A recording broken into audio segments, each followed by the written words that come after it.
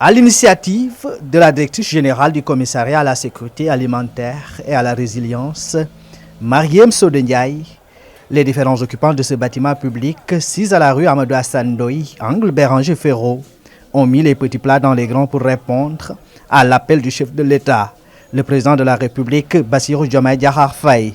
Cet exercice qui nous réunit aujourd'hui rentre dans le cadre de la volonté exprimée par M. le Président de la République, son Excellence Bassirou Diomaye Diakhar Faye, et de l'instruction de son Premier ministre, M. Ousmane Sonko, qui ont recommandé pour un Sénégal propre, setal suñu réew.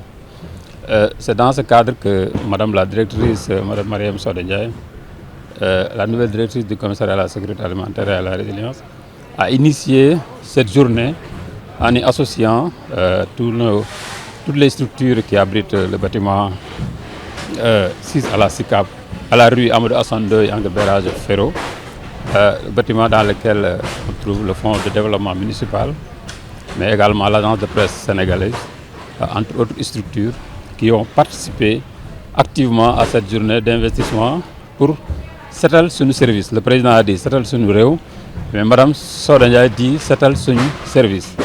Et au nom du personnel du commissariat à la sécurité alimentaire, nous sommes très satisfaits de cette initiative que nous saluons à sa juste valeur.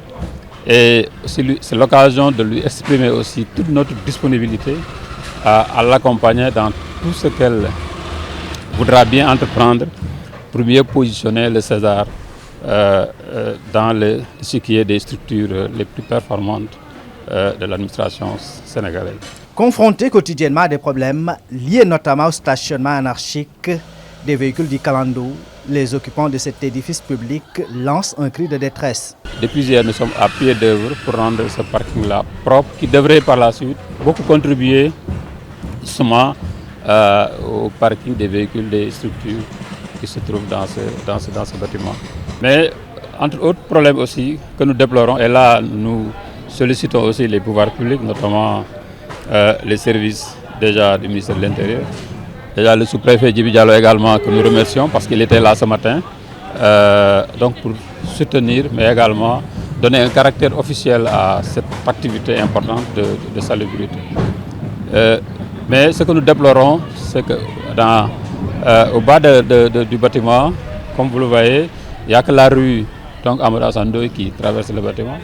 Et il y a beaucoup de clans. Donc les gens ont transformé, ils étaient au niveau de la place de l'Indépendance, mais là ils se sont déplacés justement en bas du bâtiment, et ça obstrue donc le passage des agents, mais également ça a créé souvent beaucoup de nuisances, parfois des véhicules cassés, parfois même des vols.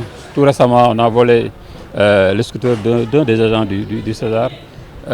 Tout ça font que nous sollicitons vraiment l'appui des pouvoirs publics pour également aider à assainir l'occupation anarchique des véhicules clando.